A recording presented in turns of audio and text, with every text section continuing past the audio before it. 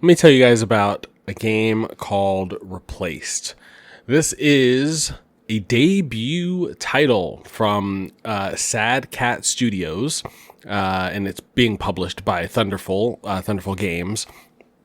It released on April 14th. So it's been out a little over a week. We're recording this on the 21st. It's out on Xbox Series consoles and PC. It's also out on available via cloud gaming. It's on Game Pass. So if you have Game Pass, it's available to you at no extra charge. And I'm going to actually loop in our community hot take for this one at the top. So at Jackalope on TikTok told us Replaced was awesome. And I agree with him because Replaced was awesome. Let me tell you guys about Replaced. It is a 2.5D sort of puzzle platformer. Think in the vein of Inside, Limbo, those sort of like cinematic puzzle platformers. This one has more of an action focus as well. You're definitely doing some platforming and puzzle solving, but there is Arkham combat functionally. Arkham Spider-Man, like the sort of you are surrounded by groups of enemies. You have a reversal, some sort of like visual tell that tells you when an enemy is about to attack. You can either dodge or reverse counter the enemy. That's the word that I was looking for. And everything takes place in a retro-futuristic version of the United States. So through the lore, you'll sort of realize that this is a world where during World War II, some sort of bad nuclear event and fallout from that event happened in the United States, which gave birth to the rise of the Phoenix Corporation.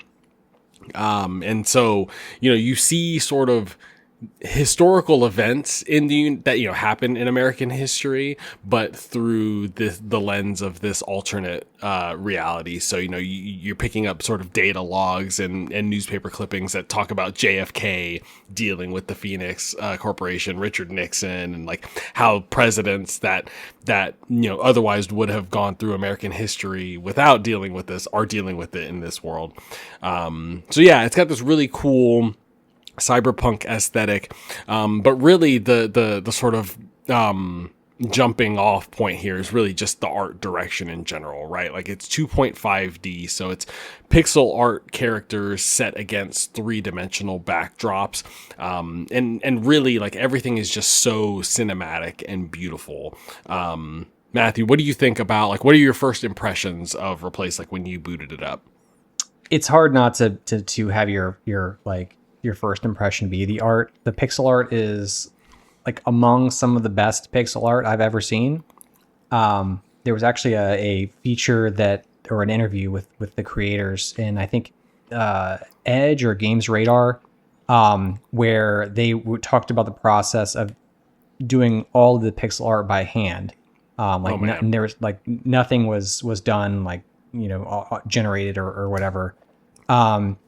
Like they did this all by hand, and they're like, yeah, like we started it doing by hand when we like didn't have any options, and by the time we got far enough into where it was like, we realized what a pain it was going to be to do all this by hand. It was too late, and we just had to keep forging forward with the hand done style. And honestly, I mean, it sounds like that was a painful process, but man, it was worth it. Like it's just beautiful to look at. Like I want like it seems like every like 5 minutes I go through this game, I see something I want as like a wallpaper or like, like a moving background of some kind.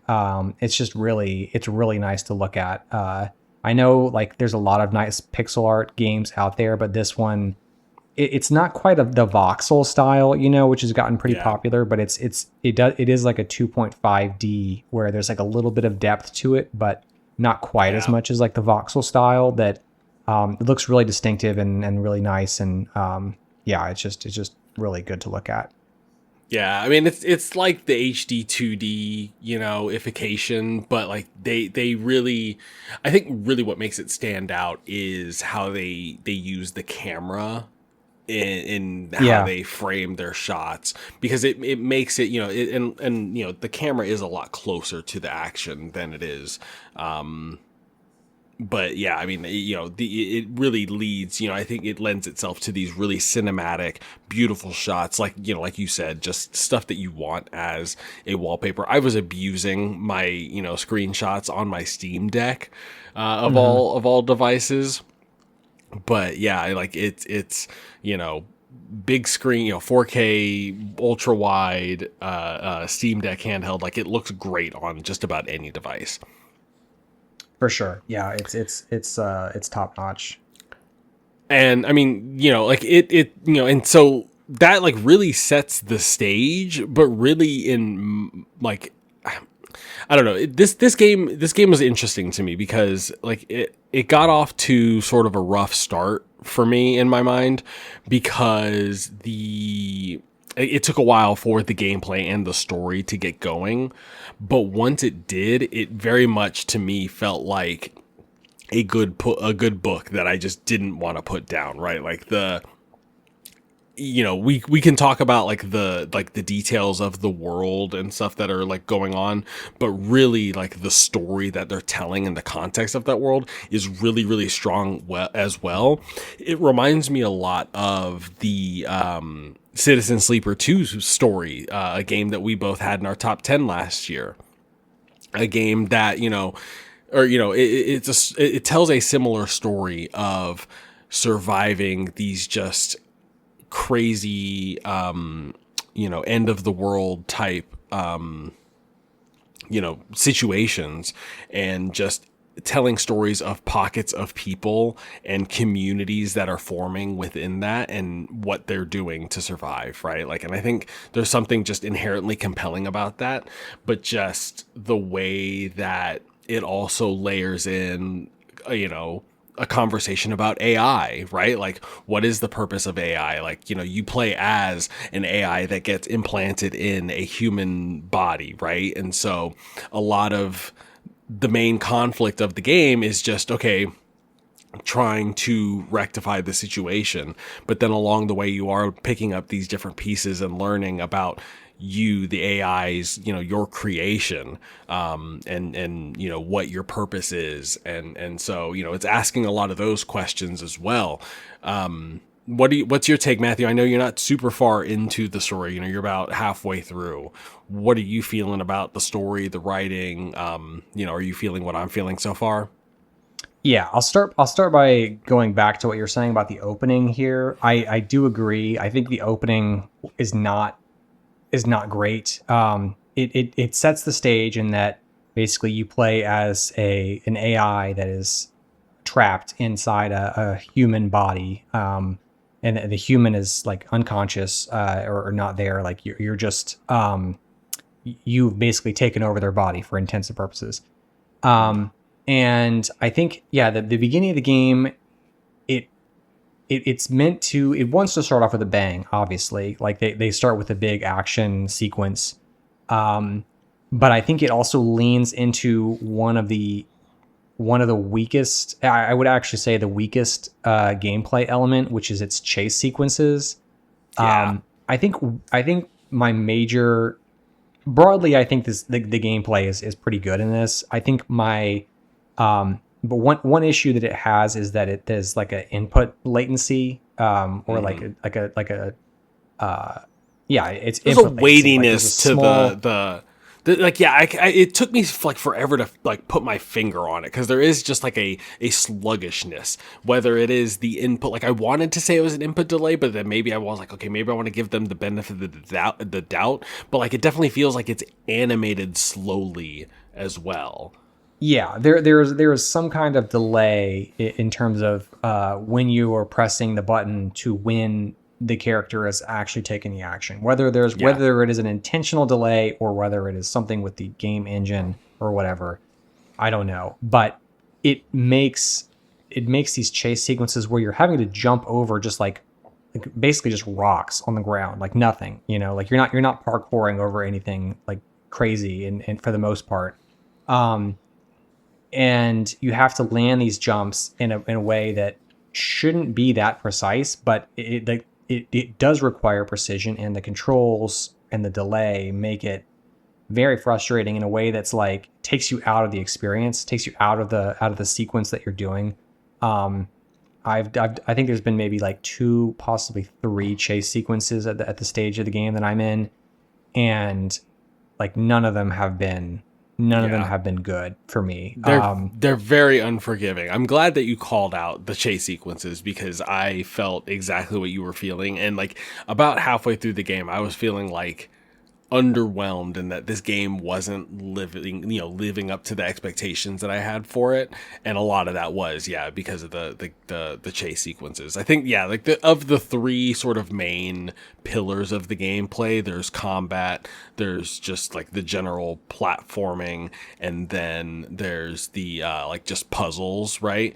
I think the platforming is the worst of the 3, because there's a lot of situations where like the animation and like the input delay, whatever it may be, is getting in the way. But then I also think that the art direction does get in the way sometimes, where like they do try to do the yellow paint, but they do it sparingly, and I think they do a good job with it. But then I do think that there are points where it's unclear where I had to look up a guide, because there's a handhold, like you unlock a pickaxe that allows you to like nudge it into like cracks in the wall, and like there was a crack in the wall that I just straight up wasn't seeing, just because of like the way that the camera angles and the art, like how dark like the shadows were. Neil, let me tell you, if you think it's hard noticing those cracks when you're playing on a handheld, try cloud streaming this over a hotel internet connection. Oh, and let me boy, tell you, you were in for a whole other world of difficulty. Yeah, I totally agree. Like I respect the attempt to not like use like the yellow paint strategy to like highlight exactly where you have to go in every situation, and like broadly like 90% of the time, 95% of the time maybe, it's not an issue, and it works. Mm-hmm. And it's like it's good, and I found those like a lot of the platforming sequences fine. But yeah, sometimes it's like, okay, what does it actually want me to do here? Especially in situations when you're being like hunted, or they're like pseudo stealth sequences where you've got like a drone or something, you're gonna have to make like a series of quick parkour moves, like quick jumps, like a sequence of like maybe 3 or 4 jumps before it comes back. And it's like, I don't know what I'm supposed to do here. Like what is it? Yeah. I don't know how I'm supposed to get to where I clearly need to get to be out of range from this thing. And it becomes like a trial and error thing. Thankfully, the respawn is like really quick, so it's not a huge issue to retry it, but it is just kind of one of those things where it's like, okay, like I know what you want me to do here. I'm like 3 jumps away. Why can't I just figure this out? And it's like an extra little bit of friction that, again, it's not the end of the world, but it doesn't feel great. Yeah. The trial and error thing, I definitely felt a good bit of just like, oh, let me just try. Like there were points where I'm like, there are points where it does feel like a leap of faith, where you're just like, maybe there's something over here I latch onto. No, and I'm dead, right? Like it's and a good bit of that is happening. So, that being said, and like there were some, like I did have some technical issues. Like I did soft lock a couple of times, and like overall, like I think this game makes a pretty overall rough first impression, despite the art style. And I think once you move past the art style and actually start playing the game, it starts out a little rough.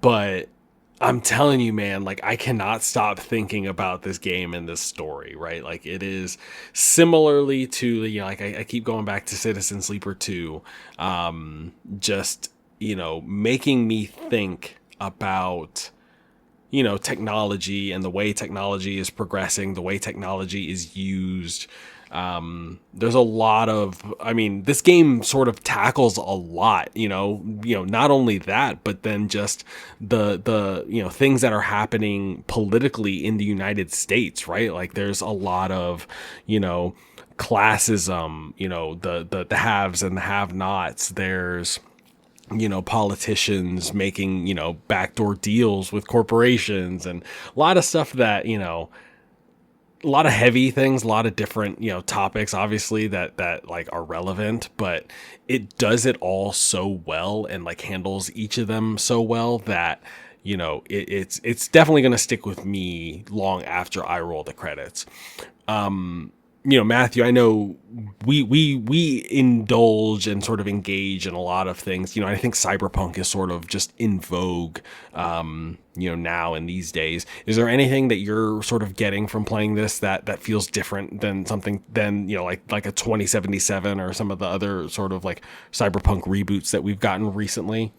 I think it is interesting because like for a game that is like self-described as like a cyberpunk game, it does not fit the mold of what I think most modern cyberpunk goes for. Like when I think of modern cyberpunk, I think of 2077, right? Like that's the major touchstone where you have this like neon lit, like over the top, like maximalist situation where people are like body modding and with a heavy emphasis on like crime and stuff, Yeah. Where this is not really like this. Like I actually feel like like for a game that's billed as cyberpunk, the opening like several hours of this game is you don't spend it in a city. You're in like rural situations, like you're out in the country. You don't even get to the city until later on in the game. And like, it does make a sort of like bigger deal about that in like the narrative. Like it does make it feel like sort of a moment in the story that like, oh my God, like I'm actually in this city that I've read about in all of these docs and like have heard like referenced in passing. But yeah, like it's very, and like to add to what you're saying, like it's very industrial, like it's very like 19th century, turn of the century. And I mean, like, I think it definitely feels like a world that got stuck in, World War II. A lot of that going on. And honestly, I think like you mentioned like this alternate history stuff going on and some of the like the journal entries, and we were talking about Pragmata with some of the good journal entries. I think the journal entries in this game are great also.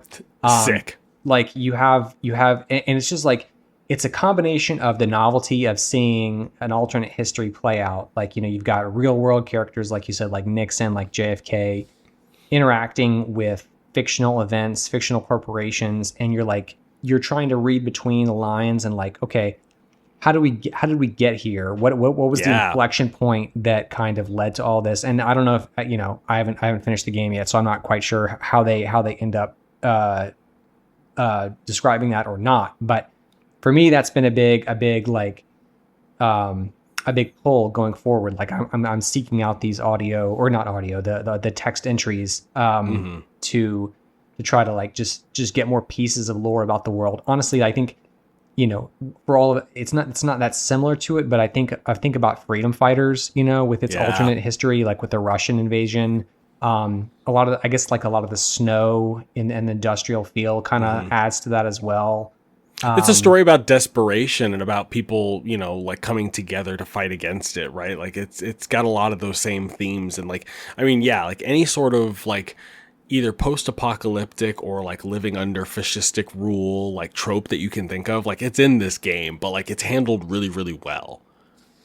Yes. Yeah. It doesn't. I would say that this is not, it has the way it's putting pieces together is probably in a new way. I don't think it's like this is still working within well-trodden ground in overall cyberpunk themes. I think like with like corporations, government corruption, right? Cybernetic sort of things. I think that stuff is it does hit those check boxes, but the way it's piecing it together, with some of the alternate histories, like between like the 1940s and 80s when it takes place, I think is I would say it's pretty novel, especially for video games these days. So yeah, there's definitely enough of a new take here to make it worth checking out if you're into Cyberpunk, I think. Yeah, no, I agree with you on that. And, to just put a bow on it too, like this is definitely a game for the sickos like you who like to go around and collect every single piece of, lore and codex. Shout out to oh God, I'm blanking on the name of it. Is it the Hangman? What is it? What's the Wingman? Shout out to the Wingman, which is like the little device that you get, which is like a spin. It's a play on words of the Walkman, but it is just the best piece of UI that I have ever seen in a game, like ever, where it's just like a Zune-like device that you're interacting with all physical these different buttons, documents and things. Scroll wheel, that It's like so actually good. that you scan documents in and read them. It's fantastic. The other, so before we wrap here, I want to close with one other thing about like this game. It feels like a real like labor of love, like a real passion project. If you've followed the sort of release and development history, this has been delayed like a bunch of times. I think it was supposed to it was originally supposed to come out in like 2022 and kept getting pushed back one more year. And part of this was because the studio founders, or at least one of the founders, had to flee their home in Belarus because of the war, like the Russian war in Ukraine, which really kind of uprooted them. So you can kind of feel that firsthand experience of that kind of disruption and a lot of the themes they're going for in the story. There was a interview where he talked about how he fled his home and he couldn't even bring his like full computer. He had his graphics card in his backpack as he was leaving. So like to have this game survive all of that and to come out and release and it's not just release in a great state and in maybe there were some rough edges like we've talked about here, but this was something that they worked for a really long time throughout a lot of really difficult circumstances, and that passion and the kind of need to tell the story really comes through in it in a way that is that I'm really enjoying. Yeah, I agree with it, and I hope that you finish it through, see it through to the end. I'm sure that you will. I will. It's definitely one that I would love to do a spoiler cast of. I know, you and I have been like talking to Wesley, and I think Wesley started it. So I would love to, if the stars align, get the three of us on here to talk about this, because I think the story goes. I came down on it ultimately lower than I did something like an Inside, which I think, an Inside is like a classic, right? Like that's just, it's a master class. Like it just excels and exceeds everything that it does. Where this one definitely has a little bit more stumbles. I think ultimately like the feelings that I felt, like the sort of wave of emotions that I felt, very much, with Replaced, very much mirrored those that I felt in Inside. So like it's definitely one of those games that if you like a game with a narrative focus, if you like a game with a story to tell, really strong themes, I think this is definitely one that I personally am going to be thinking about for a very, very long time. So yeah, it's out. Like I said, it's Xbox Series consoles only, so not on PlayStation. Sorry guys, not on Switch, but it is also on PC. And like I said, it is also on Game Pass if you are a Game Pass Ultimate subscriber. Yeah. That's it, Matthew. We've talked about Pragmata. We've talked about Replace. So that means it's time to get on out of here. Before we do that, I want to remind you to go find us on whatever social platform that you use, timekillerspod.com. We have all of our social platforms on there. Go there, give us a follow, like all of our stuff. if you want, DM us your questions, your comments, your hot takes, whatever games that are new, hot, whatever games that we're covering, any games that you want us to cover, please let us know, and we'll talk about it here on the show. And then if you're listening to us right now on a podcast service, don't forget to subscribe and leave a review for us. We greatly appreciate it. Matthew, anything you want to say to the fine people before we leave? Keep it real. Keep it real. Keep it tight. We'll see you on the next one.